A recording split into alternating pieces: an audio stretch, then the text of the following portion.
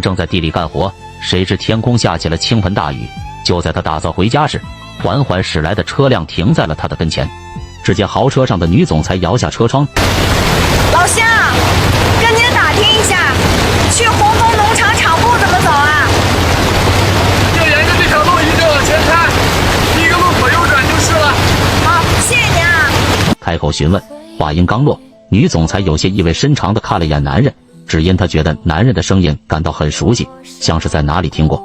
随后车子开出去没多远又停了下来，男人看着这一幕有些疑惑，紧接着就看见女总裁拿着一把伞从车里下来。原来女总裁刚刚想起这个声音像她的丈夫。20年前，女总裁为了事业放弃了家庭，直接留下一封信不辞而别。然而等女总裁事业有成回来时，丈夫却不见踪影。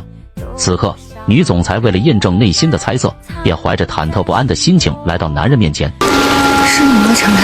那么接下来会发生什么？